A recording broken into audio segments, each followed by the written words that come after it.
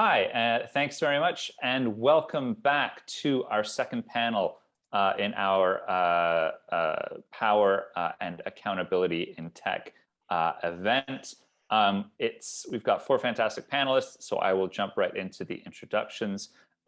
Milton Muller is a professor at the Georgia Institute of Technology School of Public Policy, specializing in the political economy of information and communication. He's the author of 7 books and scores of journal articles, and his work informs not only public policy, but also science and technology studies, law, economics, communications, and international relations. His books, Networks and States, The Global Politics of Internet Governance, and Ruling the Root, Internet Governance and the Taming of Cyberspace, are acclaimed scholarly accounts of the global governance regime emerging around the internet. Dr. Muller is the co-founder and director of the Internet Governance Project, a policy analysis center at Georgia Tech. Margot Kaminsky is an associate professor at the University of Colorado School of Law and the director of the Privacy Initiative at Silicon Flatirons. She specializes in the law of new technologies, focusing on information governance, privacy, and freedom of expression. And prior to that, Margot was an assistant professor at Ohio State University Moritz College of Law and served for 3 years as the executive director of the Information Society Project at Yale Law School, where she remains an affiliated fellow. Mark McKenna is a professor of law here at UCLA and faculty co-director of the Zifrin Institute for Media, Entertainment, Technology, and Sports Law. Prior to joining UCLA, Mark was a faculty member at Notre Dame and has been a visiting professor at Stanford, University of Toronto, the Munich Intellectual Property Law Center, and the Turin University WIPO Master of Laws and Intellectual Property Program. Catherine Strandberg is the Alfred B. Engelberg Professor of Law at NYU, where she also directs NYU's Information Law Institute and Interdisciplinary Privacy Research Group, and is a faculty director of the Engelberg Center on Innovation Law and Policy. And she researches and teaches in the areas of information privacy, automated decision-making, patents, and innovation policy. And she was previously a computational physicist at Argonne National Laboratory's Materials Science Division. And our moderator for this panel is Mark Verstraete, a postdoctoral research fellow right here at UCLA's Institute for Technology, Law, and Policy. His research assesses how emerging technology and the information society reshape private law concepts. Prior to joining UCLA, he was a research fellow at NYU and the University of Arizona College of Law, and he studied philosophy in college, received his law degree from Harvard Law School. His work has appeared or is forthcoming in flagship law reviews at Loyola, University of Illinois, and the University of North Carolina. I'm very excited for this conversation. Mark, I will turn it over to you.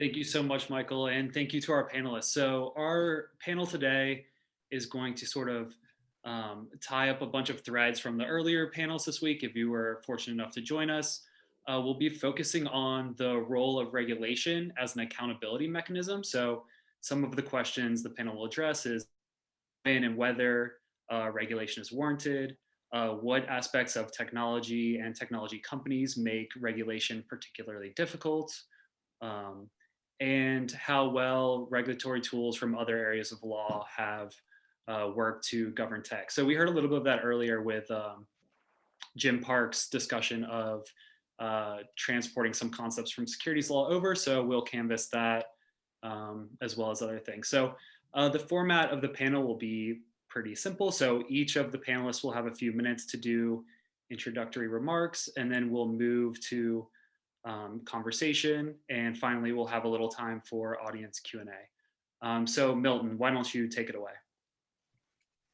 Okay, can everybody hear me okay? Good. So yes, thanks for inviting me here. It's a pleasure to be involved in this real interesting congregation of experts and law students. So some people think of regulation as kind of a form of divine intervention in which the state kind of costlessly zips in and instantly fixes a problem. But the word regulation means something very different and very specific to me. My view of it is grounded in historical institutionalism. So I studied the origins and evolution of public utility regulation in the US and watched it be extended from railroads to the telephone system and other public utilities or so-called natural monopolies. And I'm familiar also with the way some of these principles of public interest regulation were applied to broadcasting with the founding of the Federal Communications Commission and its public trustee rationale for licensing broadcasters. So to me, regulation refers to the creation of specialized sector-specific commissions, agencies with powers over market entry, market structure, sometimes pricing, and always conduct. Regulation presumes a relatively stable industry structure and technology because of that. So to impose a public interest standard on broadcasting, for example, the commission had to control radio spectrum allocations, technical standards, it had to award licenses, attach conditions to those licenses, and take them away, or at least vaguely threaten to when those conditions weren't met. So do we want social media platforms to be similarly licensed? That's an interesting question. Anyone with a historical perspective knows that regulation, like markets, can fail. Agencies can be captured. Rate regulation can produce huge economic distortions. Quality regulation can be gamed, and obsolete models can stifle innovation. One thing I'd like to really make a point about is to distinguish regulation from legislation.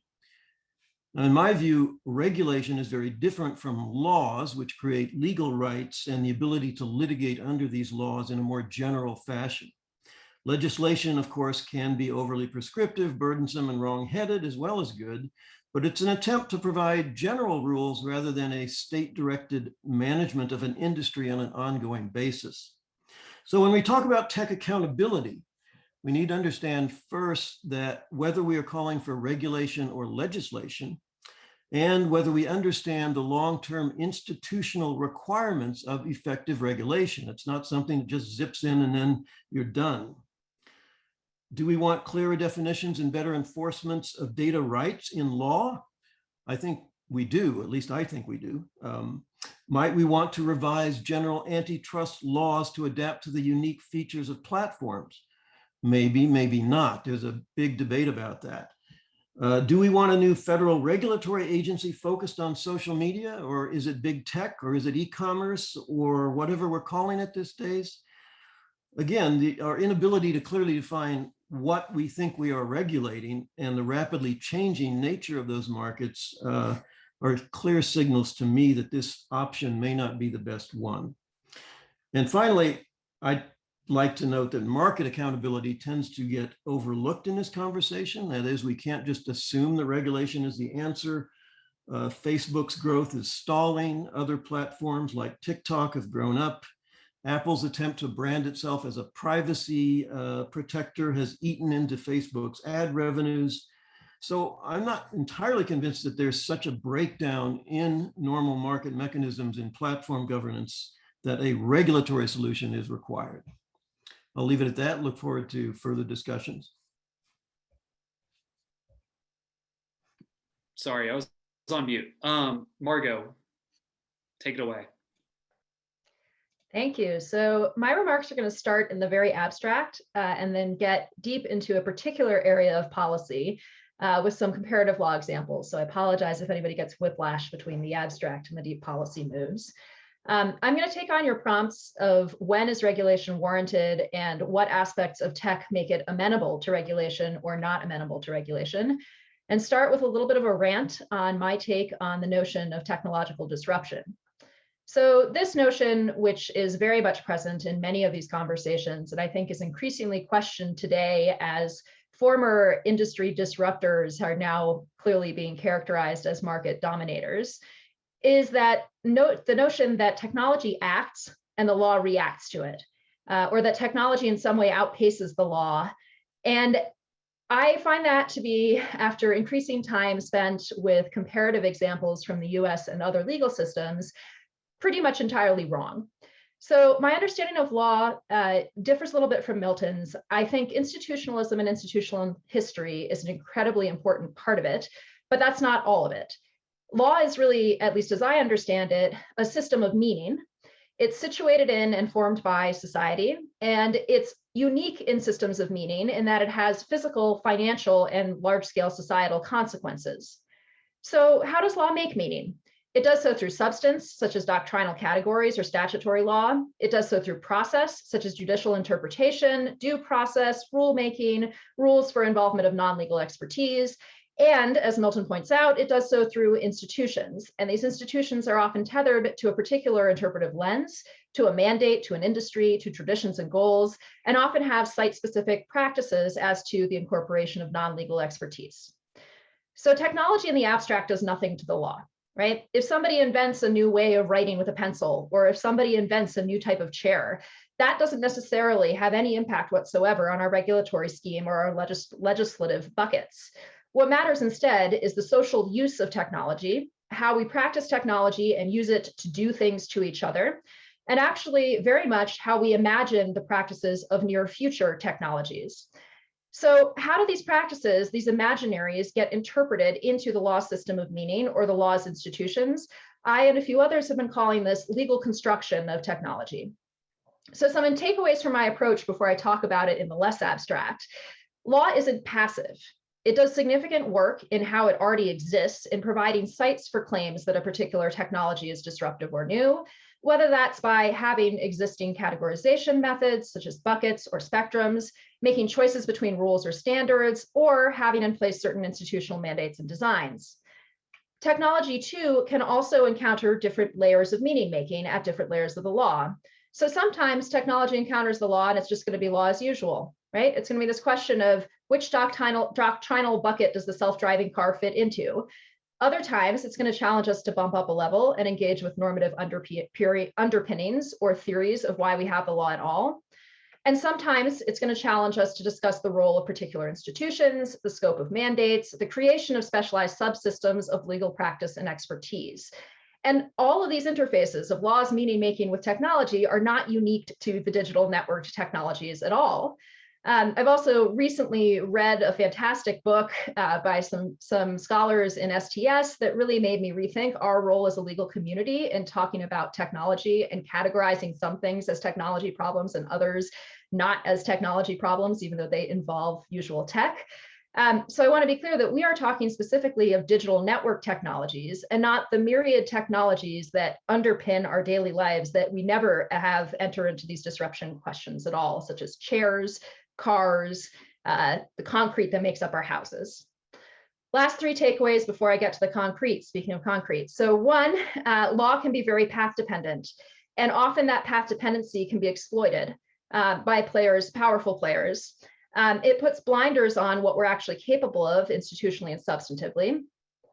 Four, these are sites of contestation, right? These are sites of big, powerful institutions and entities taking advantage of areas where the law is less clear in order to contest what the meaning making will look like in the future.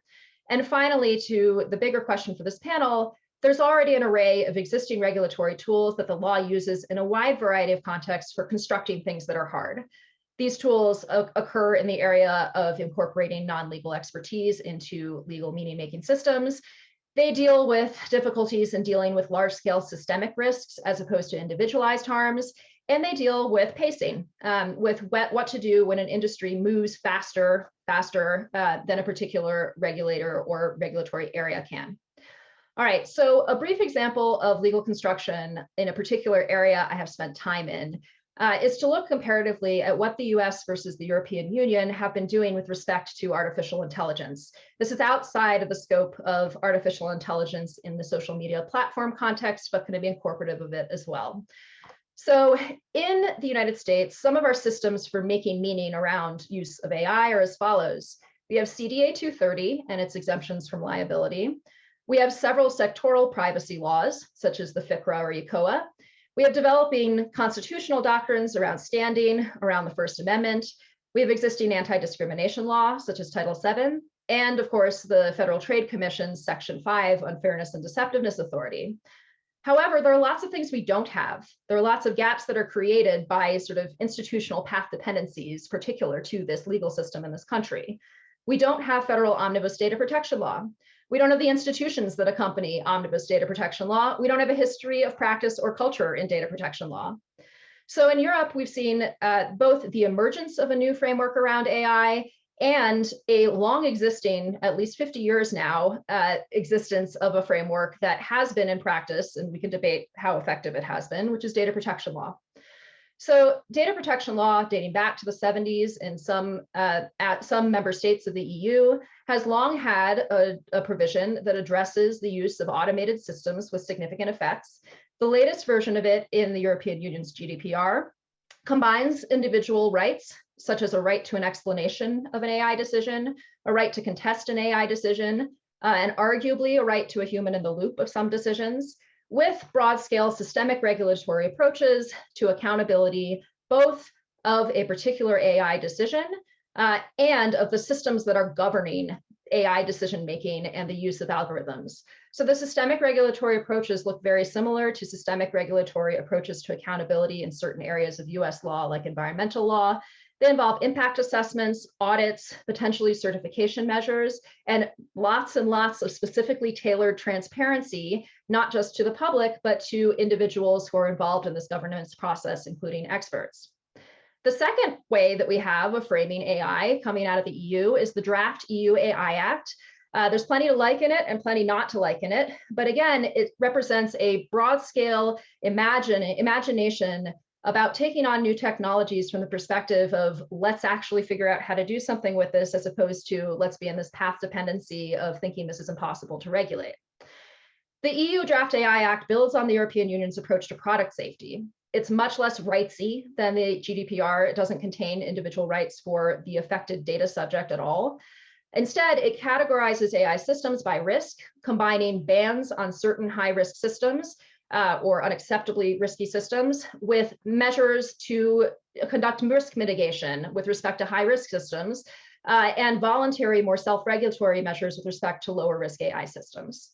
So in conclusion, just because we don't in our legal system have a particular legal institution or have a particular legal practice does not mean that a particular technology in the abstract is disruptive of the capabilities of regulation. It's much easier to argue that this is impossible to regulate, or this is hard, or this is new, and to miss these opportunities to look at ways that law, long-standing in many different areas, has successfully constructed and made meaning of technology and social practices of technology. Thank you. Thank you so much, Margot. Mark? Yeah, hi there. Okay, so there's a lot of great stuff already said, so I'm going to try to be a little bit brief, but just a starting point to pick up from something that Milton said, which is I think that when I was thinking of the question of what when and how we ought to regulate, I think I'm coming from the perspective of thinking about regulation as opposed to deference to the market, or as opposed to deference to particular kinds of actors, which is to say that I'm going to use the word regulation to encompass both what he was calling regulation and legislation. I think there are obviously subsidiary institutional design questions about how one accomplishes that regulation, which might take the form of what Milton was calling regulation as opposed to legislation. But if we take the basic question to be, when can law do something, as opposed to when should it stay out of it, and so, or let the market kind of sort it out.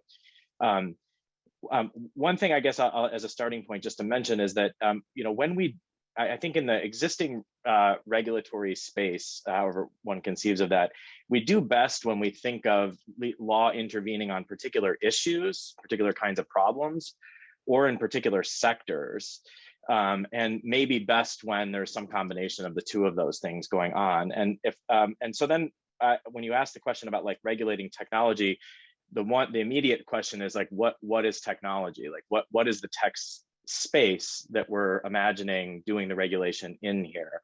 I think that's actually a very important starting position, because some of the issues that we might care about in the space, you might think transcend some of the subcategories, but some of them are very much a function of the business model of the entities that are engaged in whatever practice we're thinking about.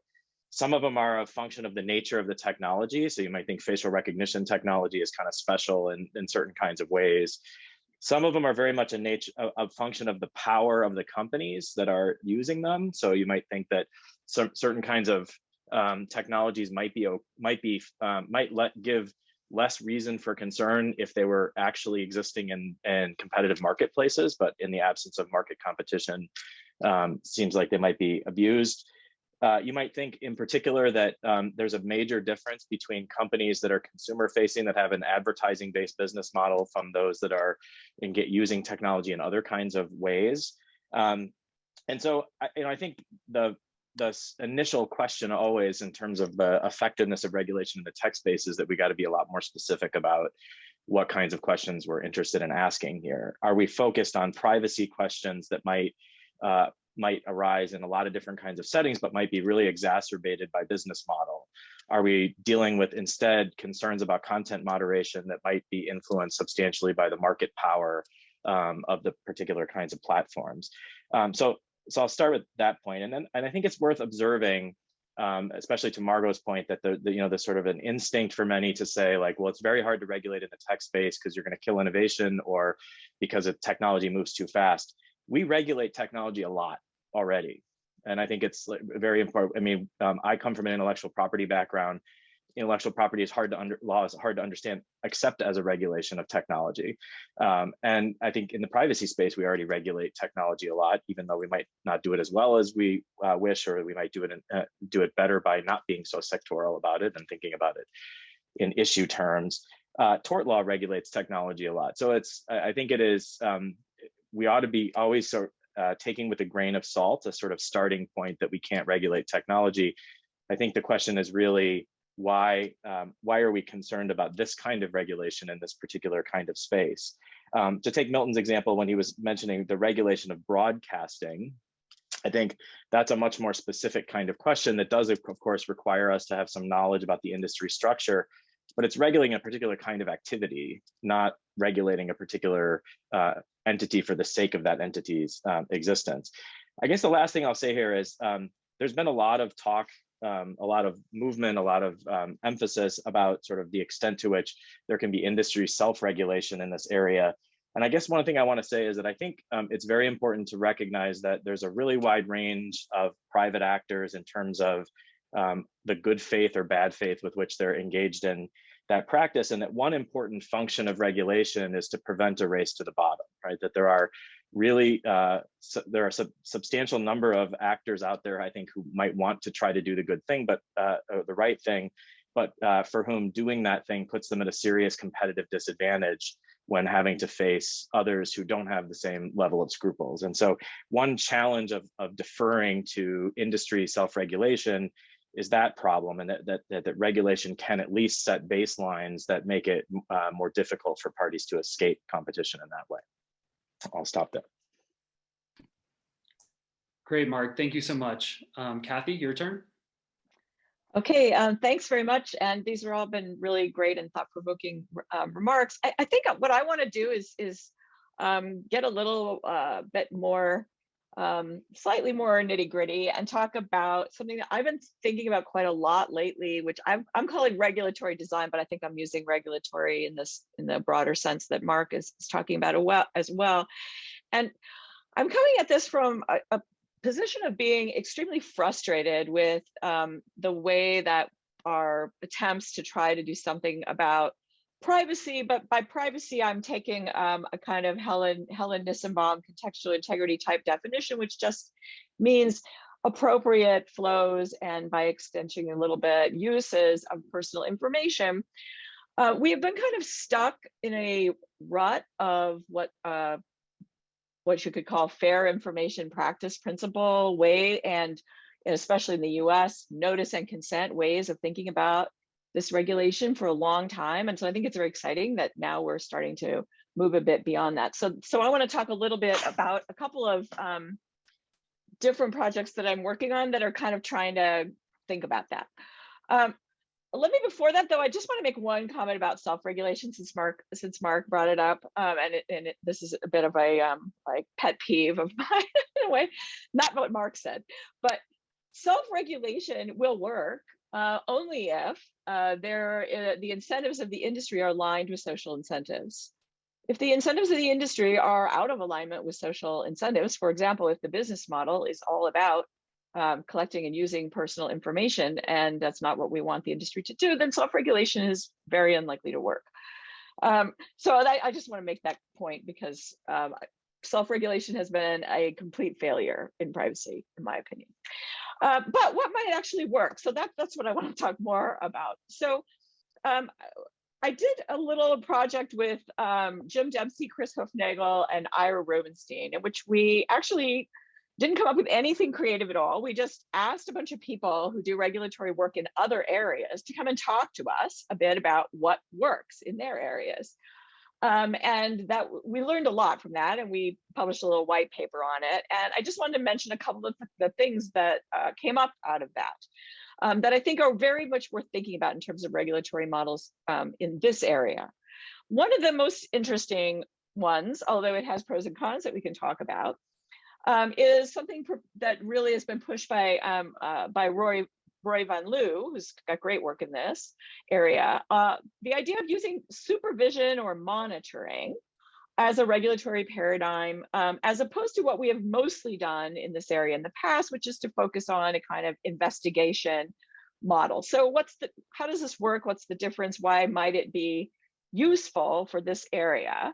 The idea is that instead of having most of your regulation be done by lawyers, you have inspectors working in an agency who are probably not lawyers, but probably drawn from the area, the area of expertise, and then very often will have technical expertise. So that's one big difference, the focus on the technical regulator rather than the legal regulator, or at least in addition, not necessarily rather. Also, the supervision monitoring kind of model has at least the potential to be a little bit more nimble, in that it's not trying to be completely so it's not quite like a regulatory, an algorithmic impact assessment that's trying to figure out upfront exactly what's going to happen, which is often very hard to do in these areas because things change and evolve. It's also not being totally post hoc. What did you do that was bad that we found out when we investigated? It's the idea of a dialogue. So it takes something from self-regulation. It takes the idea of trying to tap into industry expertise and the information that industry always is going to have that regulators will find a hard time to get. But it's not self-regulation because of course it involves the ongoing interactive model of trying to get compliance and to understand what's going on. This is, according to Rory, who I believe, since he's an expert on this, really the dominant mode of regulation for most of our large regulators in finance and environmental law and so on, but it has never been what we've done in the FTC and in this area. So it seems like maybe thinking about this is worth a try. And I can kind of add to that I happen to be moderating a panel this morning about compliance and enforcement. And on that panel were a person from a law firm who deals a lot with these issues, the general counsel of the company formerly known as Facebook, now called Meta, Rory Van Loo, and also someone from the DOJ Consumer Protection Bureau. Everybody on that panel seemed to think that this was a possible way to move forward. So that seems encouraging to me. So although of course the devil will always be in the details. So I wanted to mention that as a possibility. Another possibility, or another thing that came out of this kind of discussion we had with people who do regulation in other areas, that was a little bit new to me anyway, is the concept of kind of deputizing or incentivizing the big players in an industry to participate in monitoring smaller third parties, because it's just so hard for an agency to do. So an example of this would be the way that banks are given some responsibility for, apparently, I don't know this, but I was told, monitoring call centers and so on. But also, for example, the way that HIPAA puts responsibility on those who hire third parties to make sure that their contracts have the necessary terms and that they are complying. Now you can do that, you can do more of that. So I think these are interesting ideas. We have really not touched discussing them in the privacy / algorithm area. So I think it's worth doing.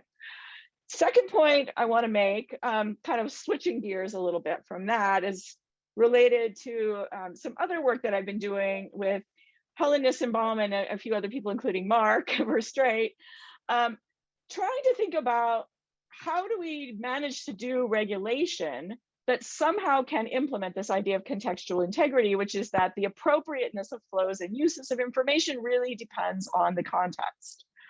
So one possible way to do this is to think a bit harder about how to do sector-specific regulation that doesn't just get dodged by companies as things evolve. So that's a project I'm working on with Helen and with Salome Villon. We have some ideas of how possibly to do that. This is all just really, we're still working on this. But I think thinking about this is important. But that said, I think that in the end, if we want to talk about large social media platforms, we can't use sector-specific regulation there because there are too many sectors that are represented. And so that relates to the other project that I just wanted to mention, which is the one that Mark is involved with, along with Helen, Ashley Gorham, Madeline Sanfilippo, is thinking about what kind of regulation could you possibly do on these large social media platforms that might allow some more sensitivity to contextual integrity. And here we have been inspired by A.O. Hirschman's long ago and seminal work on exit and voice. So the approach of notice and consent, which has been the main approach in the US for years and years, is we argue is a sort of equivalent to the idea of individual exit. An individual exit is not a good regulatory mechanism or a good mechanism for even making a market work when you have incredibly powerful network effects, as you clearly do with social media platforms. So what are the alternatives? Substantive command and control legislation, like broad-based, like something like the GDPR, I think there's a place for that. But I think it's pretty hard to make that work in the kind of nuanced way that you need to really try to get appropriate information flows in different contexts. So two possible ideas. One, which is our idea that we're still working on, the other which comes from Gabriel Nicholas. So one possible idea is, and I think both of these have some potential. One possible idea is let's try to make exit work better. And so this is Gabe Nicholas's idea, the idea to require social media platforms to facilitate some way for groups to exit together. Because when individuals exit, they take their, the data portability is completely meaningless because they don't have everything that makes the network interesting and workable. It's hard to parcel networks. They don't really divide up very well. So this can't work, I think, for everything, but it is an interesting possibility when you're thinking about the way that groups might be able to move together. Another idea, which is going back to Hirschman, is, well, let's kind of give up on exit and concentrate more on thinking about voice.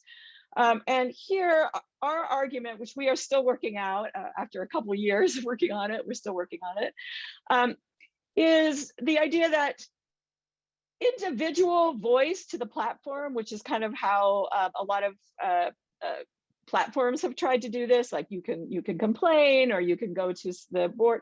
This is also not going to be very effective for the same reason that exit isn't very effective for individuals. So what could we do as a matter of regulation that might be more effective? Perhaps we could regulate by requiring platforms to provide tools for groups to exercise voice within their groups about how information is going to flow and be used within that group. So those are a couple of ideas. We're still trying to work those out, and maybe Mark might want to say more about our work together. But for now, I'll just stop there and look forward to the conversation. Thank you, Kathy. I want to pick up on a few key themes. So, Milton, kind of what I understand your emphasis on is sort of becoming more clear about data rights. So I sort of read this as sort of this De Soto proprietarian theory that once we have rights allocated, the market will kind of take care of itself, or at least like focusing on rights allocations over data. Some of our other panelists prefer different types of regulatory techniques. But I was really interested in Kathy's idea about the technical regulator. that seems to sort of split the difference in many ways. I wonder about potential problems with this. Maybe if regulators have to work in such close capacity with firms that there's like new opportunities for capture. But I wanted to sort of throw it open to the panelists, maybe Milton in particular. I really want to correct what I think is a kind of a misconception about the relationship between technical change and law. So in some sense, Margot is right that technology doesn't directly and instantly change law, but it does actually have extremely disruptive effects, and nobody who studies the history of information and communication industries can avoid this. So it acts on law through the medium or through the intermediary of industry. So if you can have a technology that allows you to make money and eventually create a new industry, you do disrupt systems of law. There's no question about that. I gave two examples in the chat. You know, you're saying, oh, copyright law can figure out any problem that comes up regardless of technology. Well, then why are we rewriting our copyright laws when we get cable television, and why are we rewriting them when we get the internet and digital? It's because the technology poses category problems of categorization that simply don't fit into existing legal schemes, or they change the distributional effects of those existing institutions. So if you talk, as Catherine does, about having this regulator that does this and does that, the point I was trying to make is that you have to talk coherently about an institutional framework and how much it controls that industry. And you have to talk about how you establish that kind of authority over an entire industry without freezing it in place. Now, let me give you one final example of the dilemma that you face. So the entire AT&T breakup was premised on the idea that there was this natural monopoly local exchange market for telephony. And there was this potentially competitive long distance market that we should facilitate entry into and free competition in. And we would break up AT&T to facilitate that. And everybody was concerned about the massive revenue flows that would be happening in long distance. Now, what happened? Within 10 years of doing this incredibly expensive and elaborate legal and regulatory reconfiguration of the telephone system, there was no such thing as a long distance market. The mobile phone industry basically collapsed the distinction between local exchange and long distance market. And yet the whole system was predicated on this distinction between a local and long distance voice telephone market. So that's the kind of ways in which industrial organization forces affect the legal system and the regulatory system to adapt in a constantly basis. So I'd love to be able to respond to that. Milton, I think there are some points of actual common understanding here, and also some points of significant divergence. So I want to clarify those. I'm not saying that the law never changes. I'm also not saying that the law never needs to change. I'm actually a big proponent of legal change in a number of areas that I'm working in. What I'm saying is that we often get swept into this rhetoric of technology being faster than the law, or technology being more nimble than the law, or technology being, frankly, more complicated than the law, which if you ever spend time in any regulatory space is like definitely not the case. So when we're swept up in that rhetoric, what we fail to see is what interests me. And what we fail to see is the extent to which these moments where industry, that is the vehicle, I agree with you, for technology's encounter with legal and regulatory systems, is able to sort of exploit the rhetorical vacuum to claim that this is something the law can't handle. I actually think the two examples that you give of updates to the copyright law are both great examples. I'll look at DMCA as my focus of exactly this understanding of the law from my perspective. So the law of copyright, right, on the one hand, it had a history of not being even subject matter neutral. It used to apply to only certain formats of media, not just to media writ large. It went increasingly format neutral, media neutral, technology neutral. And then it encounters particular social practices. you really became a site of political and social contestation over how social practices of technology are used to direct certain kinds of already known legal harms.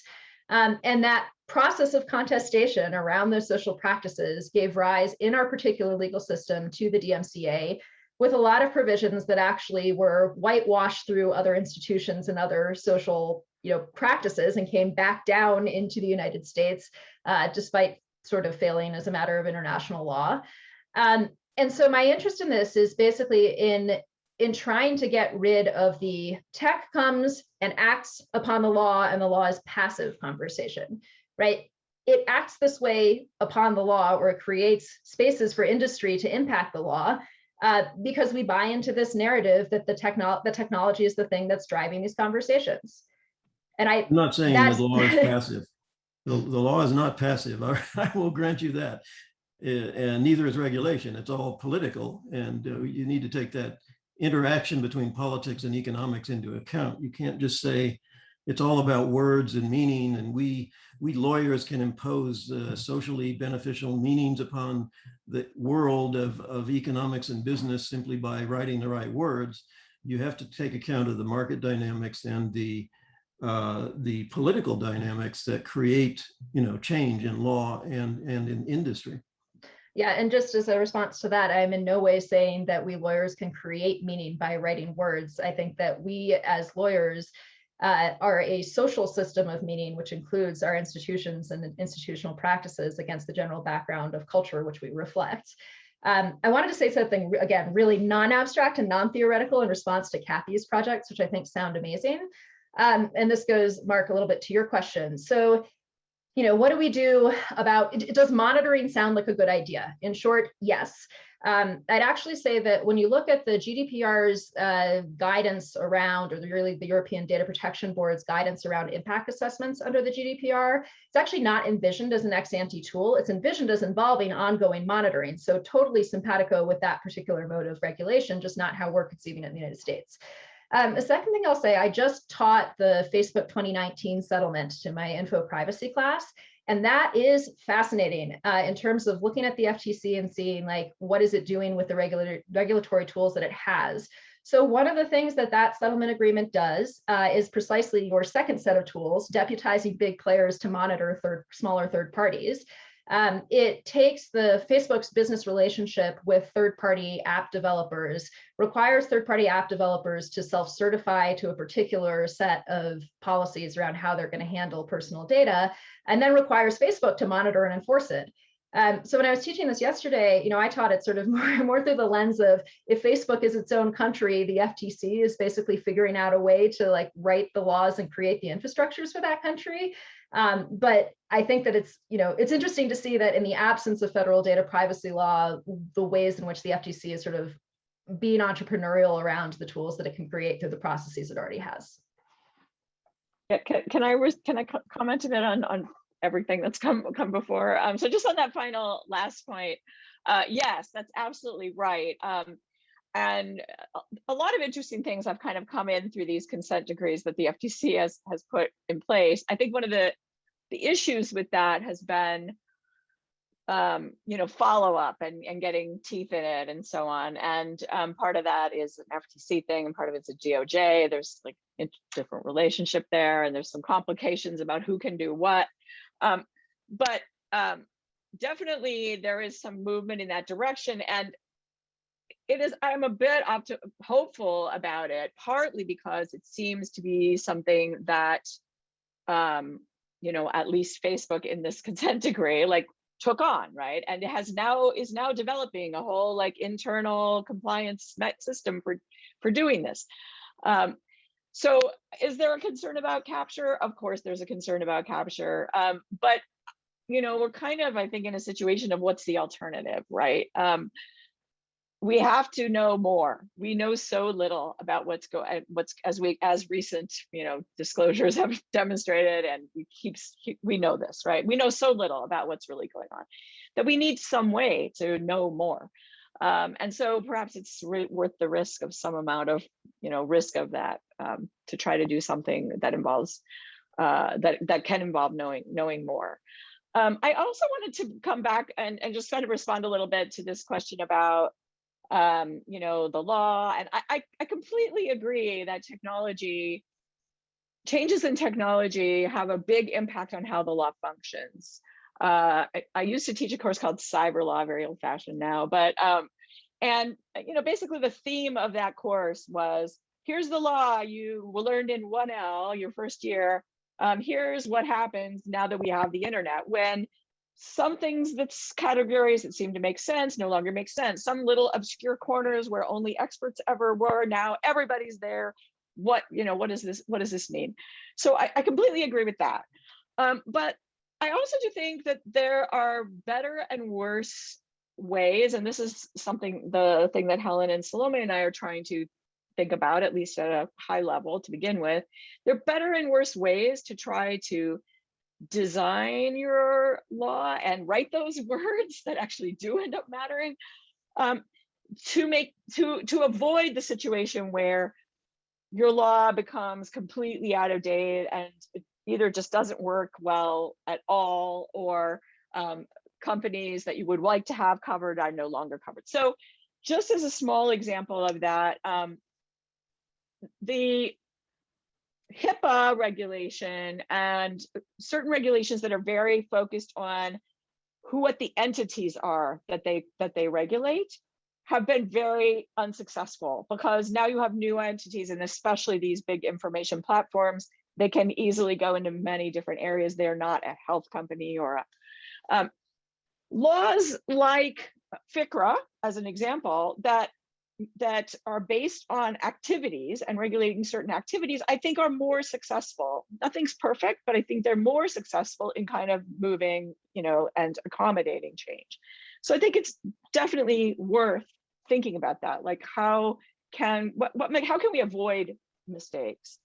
And I also, just to provide a little comparison, going back to the copyright, since I'm also an IP person, I think it's also very interesting to compare and contrast copyright and patent law.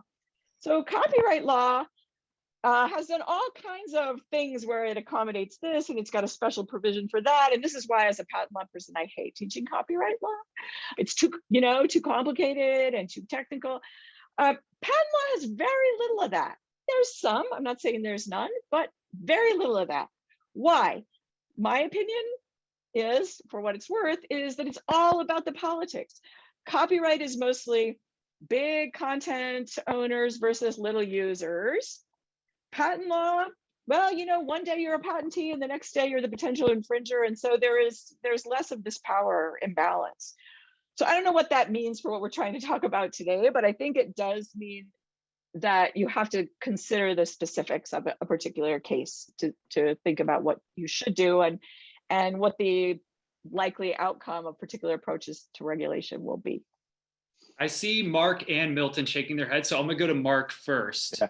Mark, So I mostly just want to echo a couple of things that Kathy said there, and also pick up a thread from Margot, which is to say, so the example of the rewriting of a copyright, I think, is actually a good example that was illustrating part of what I was trying to push on at the beginning, which is the reason why. So copyright has a relatively, prior to cable TV, prior to whatever other technologies, reasonably settled idea of what it's trying to accomplish, right? What the interests are and what the harms are that it's trying to deal with. The specifics of the laws that get written are, of course, written with an expectation of existing technology and existing market structure in order to carry that out. And then technology disrupts the business model. And the question is whether it disrupts the business model in a way that sort of undermines the fundamental concerns that copyright law is after. So Mark Lemley and I wrote a whole paper about this, about how people who benefit from existing industry structure often want to claim that the disruption of the business model does undermine the sort of primary goals.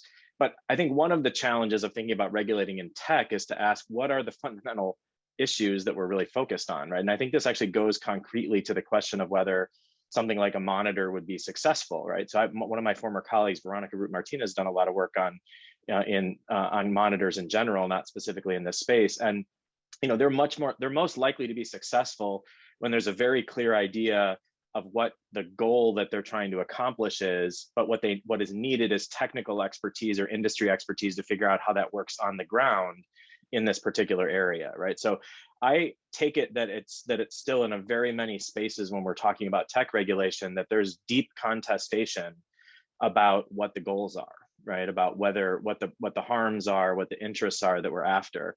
And it seems to me that like thinking about the very important questions of how we're going to design the institutions has to be second to what are we going to ask the monitor to do, right? You know, the monitor is going to get in there and learn a ton about how Facebook works, but if it's not clear whether the problem with Facebook is that it's basically collecting everyone's data and trying to sell it, or if it's a content moderation problem, or if it's an industry consolidation problem, the monitor is still not going to be effective in at least solving some of those kinds of problems. And so it seems to me that the institutional design question has to follow from what are we trying to accomplish here. And I think the copyright example is a nice juxtaposition, because there, I think there was a pretty clear idea of what was trying to be accomplished. And the question was just whether the new technology disrupted that in a fundamental way. So just a brief follow-up on that. So I have a piece that's forthcoming with Jennifer Urban on the right to contest AI, where we talk about exactly this with respect to comparing different kinds of individual contestation systems in different contexts. And we also draw on some of Rory's work in the space around platform governance.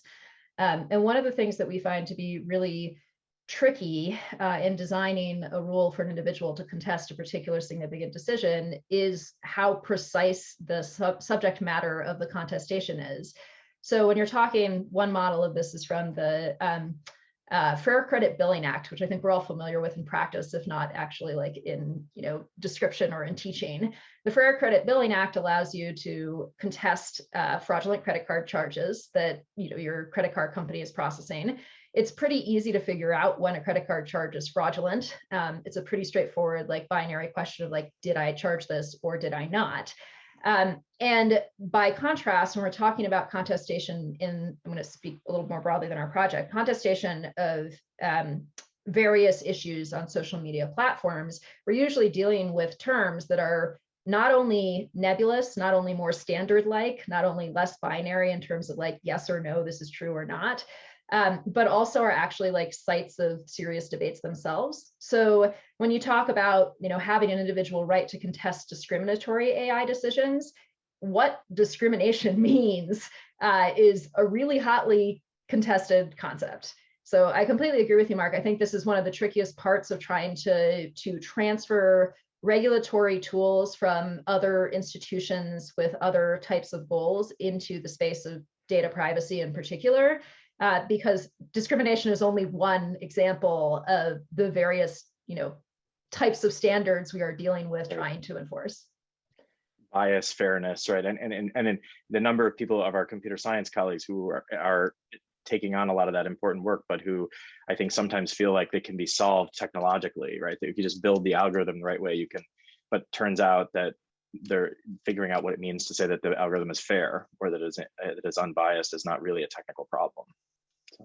Yeah, I think it's an excellent and important point to say you really need to know what your goals are, and that was partly my point with the institutionalization thesis. So when we created utility regulations on the telephone system, just to pull an example, we knew that we wanted a single interconnected telephone system so that everybody could talk to each other, and we would do away with the fragmentation of competitive telephone exchanges. And since we had agreed that we wanted a single system, we said, oh my God, it's a monopoly. Now we've got to regulate prices. And so a very clear set of decisions was in place. You have to have a monopoly franchise. You have to limit entry and exit from the market. You have to have some form of rate regulation and certain forms of public interest obligations imposed on the franchisee. And that's a very comprehensive scheme of industry structure. If you're saying you want to do something similar to that to regulate platforms, whatever they are, I think the comments Margot just made about AI are a good example of why legislation establishing rights might be a much better approach than regulation, because we already have certain forms of protection against discrimination. If the issue is just what constitutes discrimination, why can't the courts work that out? Or maybe a new law that defines it in some slightly different way that is more applicable to AI. But the idea that you regulate AI, I don't know, if you understand what AI is, you realize what a nonsensical proposition it is, because you're talking about regulating algorithms, which are embedded in so many forms and so many different ways in our society that you're going to come up with some serious definitional problems. Can I make a, oops, sorry, go ahead, Mark. Sure, no, I was gonna say, I think there's general agreement about sort of like what information needs to be settled before regulation. So we need to like an idea of the goals. Is this problem of getting a clear idea around tech and having these like settle these informational disputes, is this something inherent to technology, or why do we see these coming up here? Can I actually say that I actually don't entirely agree with that point, that okay, perfect. that we, I mean, of course it would be great in principle if we could figure out in advance, here's our goals, and then we go and design the regulation. But we have a huge problem in dealing with tech, which is our lack of information. We have such lack of information, and that also is a problem for doing something like, let's just apply our ordinary discrimination laws, or maybe we just tweak them a bit and we'll get, you know, because so much of what is going on is either just trade secret, it's hidden, or it's opaque to at least kind of the ordinary people and the legislature. So I personally don't know what the answer to that is. I think it's a difficult, very difficult problem, but I suspect the answer is probably somehow iterative. Like, in other words, we probably can't sit down and say, let's figure out exactly what we want to do, and then we'll regulate, because by the time we do that, it'll be too many vested interests. Well, I mean, maybe we're already in that point. Too many vested interests will have vested and we'll be kind of there. But you know, I also think we have to keep thinking about that. So and we've had a small version of this, I think. I'm no environmental lawyer, but with the EPA, right? With the EPA, we have a general idea of the goal, but we leave to the agency a lot of determinations about what are the dangerous things, what's the level, what do we do about them, what are we going, and that is a kind of I'm not saying an exact model that we could import, but that it's that kind of iteration that I think we're gonna have to try to do. And then just one more thing, and then I'll be quiet, is that I also think, and I've written about this, that it's just really important to not think that there is this justification, that juxtaposition of innovation on one side and regulation on the other side. Innovation is not like a thing where we have more or less of it. It's which innovation are we going to have? And regulation is, sorry, I just dropped my ear in my head. Regulation is a lot of the way that when markets fail, we as a society talk about which innovation we want to have. So just to make that point. Okay, now I'm done. I wanted just to add a short response. Some of this, I think, is terminology. So, Milton, when I hear you talking about legislation versus regulation, I actually think that's a little complicating for policymakers, because often regulation comes out of legislation. And in fact, many of these debates are about statutory authority and the connection of Congress to regulatory agencies. What I do hear loud and clear is a preference for a rights-based system of governance versus an ex ante, agency-based system of governance. And I have argued elsewhere that I actually think, with respect to certain types of technologies, including AI, you need both. The reason for that is because this goes to Kathy's point about accountability and the theme of accountability for this conference. There are ways in which an individual rights approach runs into serious systemic issues when you talk about the use of artificial intelligence in various sectors in society. It's not just the use of trade secrets to protect the algorithms, it's the technological complexity of the algorithms. It's the fact that the programmers of the algorithms often don't know what the algorithms are doing. It's the black box, right? And when you look at systemic ex ante regulation, or at least regulatory tools, not necessarily saying build the algorithm this way, but let's figure out how to get norms and principles into the design of the algorithm. The benefit to also having that is that you expand the view of what the thing is you're governing from this black box, trade secrets protected technology applied to an individual to let's look at the whole system, the system being how the technology is built, the company in which the technology is built, where are they getting their data, what decisions are they making when they're training the system, what decisions are they making at the design stage of the system. None of that is stuff that you get at, or at least it's much harder to get at through individual rights-based litigation. I know, that's exactly what I'm saying, is that you are talking about establishing comprehensive control over the entire value chain of information. And I think that's, number one, unrealistic, but number two, intensely undesirable. I think if you get that and you start figuring out what it takes to get that, you will start looking a lot like what I've seen happening in China, in which you have sort of comprehensive vertical control of access to and expressions of information. And I don't think we want to go there. And I think that the alleged harms that we are seeing asserted about many of the tech industry players are far less harmful than what you would get into if you go that direction. Yeah, so some of this is philosophical differences about the roles of the state. But to just be clear on my point, I am not calling for comprehensive top-down state command and control over these industries. Part of my background is also in First Amendment law, so I'm well aware of the concerns of placing all decision-making at the hands of an all-seeing state.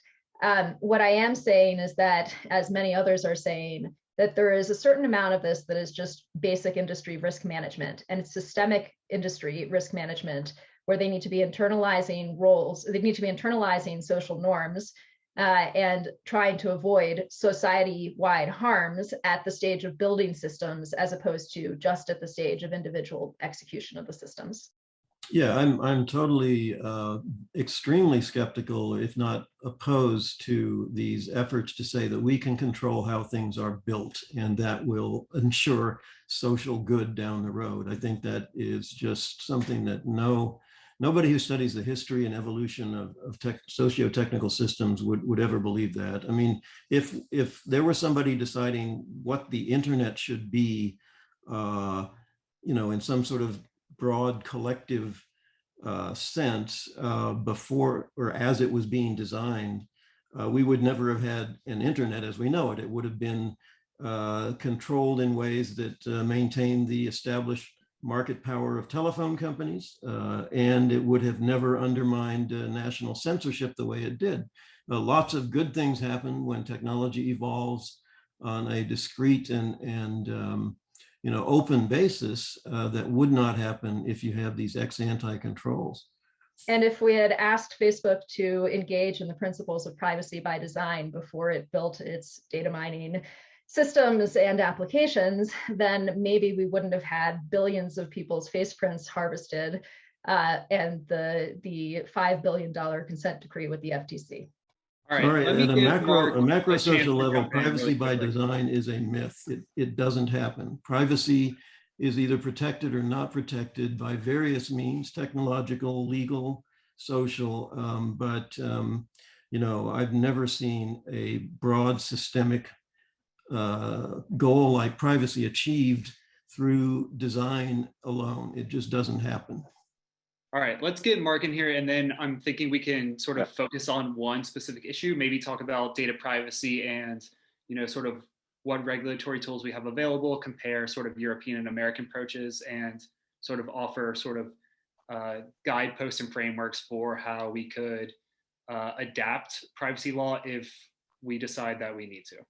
All right, Mark, go ahead first. Yeah, I'll be kind of quick. I was just to say, I didn't take what Margot was saying to be that any sort of grand entity at the government level was going to dictate every aspect of the design or to be, but what I did take it that I agree with very much is the idea that atomized consideration of particular ways that technology gets deployed against individual people misses a lot that goes into the original design question. And if the question is, can law regulate the design of things, I will just say it's totally unremarkable that law does that all the time, right? We regulate the design of vehicles all the time for safety purposes. Now, we don't dictate every aspect of that. We don't tell out the engineers, but we say, like, here are some things over which you must not go, right? And we actually say, like, you have to have certain kinds of design features that are baked into the vehicle, right? We're not going to let you sell cars without seatbelts, right? They're just, so, if the question is really, I think the question is a matter of both degree and then the question of exactly how it gets implemented. But,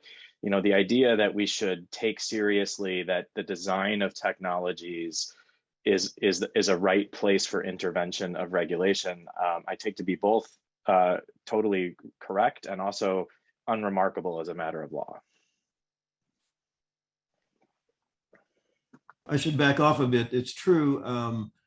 I was thinking more of general purpose technologies. And when you talk about data and AI, you're talking general purpose. If you're talking about whether a seatbelt is required in a car and whether, you're first of all, you're regulating an industry rather than technology per se. You're telling the market players what they have to do to maintain safety. And that's okay. And we do that all the time, and that's fine. But if you're talking about, we can control the way a platform, a new information services industry evolves at the outset before we even know what it's going to turn into by specifying some general privacy by design principles. I'm sorry, I just don't believe that. Well, I'll just give one other example, and that is to say, in the environmental space, we frequently say to regulated entities, like, here's a level over which you can't go. We'll let you figure out the technologies that are going to be necessary for you to achieve that, but this is a place you can't go. And I don't see why that couldn't be an apt analogy here, where we say, like, the specific design choices are up to you, but here are the guardrails, and here are the kinds of harms that need to be avoided. And that might be different. And I think, to the point I was making at the beginning, I think we usually do most successfully regulate when we think about particular kinds of issues and harms rather than a particular kind of technology. But obviously that has to get implemented with respect to existing technologies in some way, and maybe that's where expertise like a monitor could be very successful. And yeah, I was hoping for the last bit we could apply some of these ideas to, like, data privacy in particular. If anybody wants to share ideas about that, that would be great. Well, I think, why don't we talk more about liability, or do the lawyers here think that that's been ineffective? That, when you have these data spills, you get massive fines. That's what GDPR does. I don't know why we think that's not sufficient. Yeah, so why we think that's not sufficient is largely a matter of political economy in this country, and less a matter of, like, substantive preferences. It's also, I think, a reaction to tort litigation in this country and the backlash against class actions. As I mentioned in my earliest presentation, there are a number of big problems for data privacy, basically individual rights of action right now. Most recently, the Supreme Court's decision on standing in TransUnion, which effectively makes it very hard for Congress or any other, author of legislation to write a law that says you can sue a company for, say, holding inaccurate information about you. So I don't think the standing problem is something we can't overcome. It just makes this conversation about, do we design a law to have a private right of action with enforceability through a class action mechanism, or do we design a law to be enforceable largely by regulatory bodies and state attorneys general? It pushes a little bit more in the direction of the latter, just because it's harder to have those individual lawsuits. To be clear, where I'm coming from normatively, I think we should have both. I would love to have a private right of action around data privacy. The one caution that I would put in place there is that when you create individual rights, there's also the risk that those individual rights become waivable, or that, in some way you contract around them so that you can no longer enforce them downstream. That's been a big problem around the notice and consent model in the US. And so you'd want to make sure, as I believe the CCPA largely does, even though it doesn't have private right of action, that when somebody has an individual right to privacy, whatever that might mean, they can't just, click through a EULA or a PSULA and say, like, I'm done now, it's fine, you can do whatever you want, third parties can do whatever they want with it. Just to follow up on that a little bit also, besides the problems of standing that are getting worse and worse as recent court decisions, there's also a kind of long-standing problem in privacy law, which doesn't so much apply to data breaches. So I think data breaches are in many ways the easy case because it's pretty easy to see who was affected, what the effect. I mean, even there are issues, but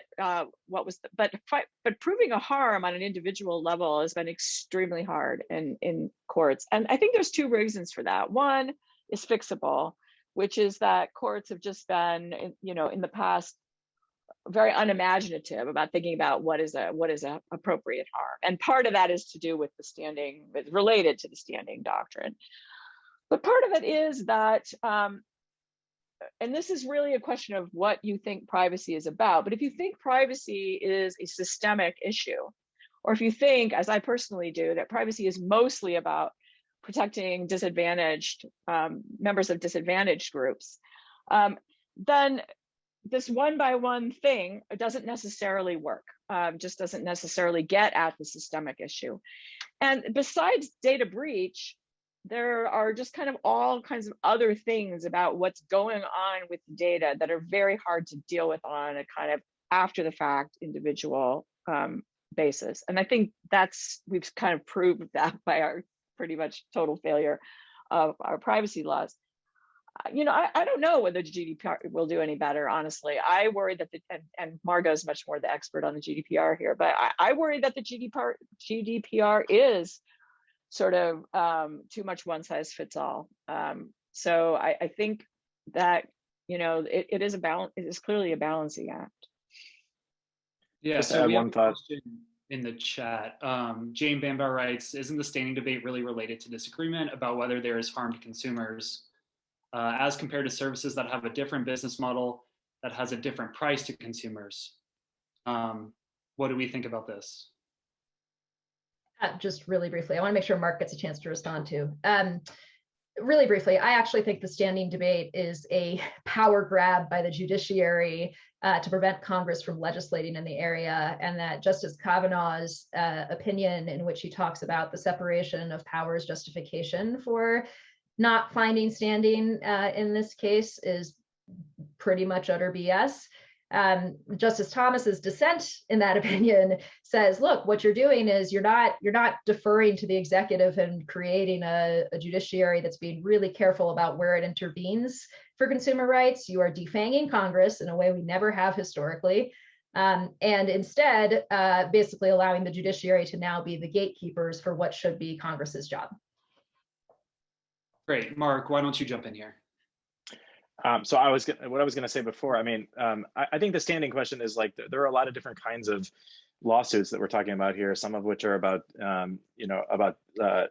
data problems with data leaks. Sometimes some of them are just ordinary privacy kind of cases. And I think the standing questions are different, though I'm inclined to agree with Margot that I think in a lot of cases, what they really are is courts just trying to limit the extent to which individual consumers can sue corporations.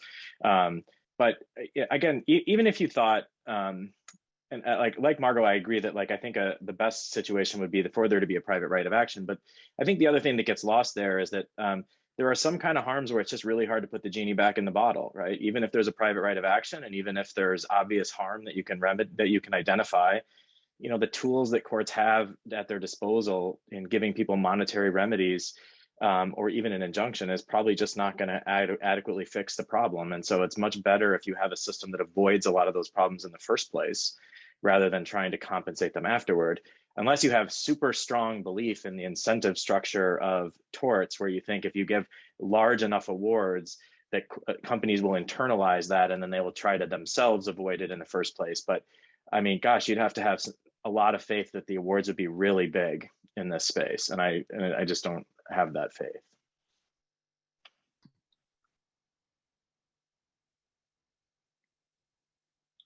Great. Any more responses on the standing question? All right, maybe I'll give everyone a chance to quickly offer some closing thoughts. Mark, do you want to offer some sort of summation, or I have some more questions I can throw at you? Sure, go for it. Okay, so briefly, I want to discuss we have 5 minutes. So sectoral versus omnibus approaches to privacy. We can see them reflected in the United States and Europe. So do you think that the sectoral approach we have in America is sufficient, or are you sort of more inclined towards a more general regulatory approach? Definitely toward the more general one. So, I mean, there are a lot of reasons to describe the regulatory system we have in privacy as having failed, not all of which are about this question about whether this is sectoral or if it's a more general idea. So I would say sectoral approaches to regulation are good if you think the kind of harm that you're interested in is primarily addressable within the particular sector. But I don't think that's true of privacy. I think privacy is implicated across a lot of different sectors as we traditionally understand them, and that we would be much better off understanding the harm of privacy through the lens of harm that way, and then trying to figure out how that gets affected by various different sectoral structures or market structures. But rather than trying to imagine that, you know, there's a privacy harm that's to be found in healthcare and there's a privacy harm to be found in that, I think we would wind up needing to regulate a whole lot of sectors, and it would be better for us just to understand that it's the same general problem with specific conditions in different places.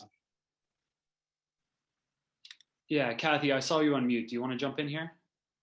Yeah, well, I was just gonna say I don't think I completely agree with that. I'm sort of a both and person on this question because, and this comes from my, you know, kind of my perspective about what privacy is about, which is about this question of appropriate flows, which depends on the type of information and the context and so forth.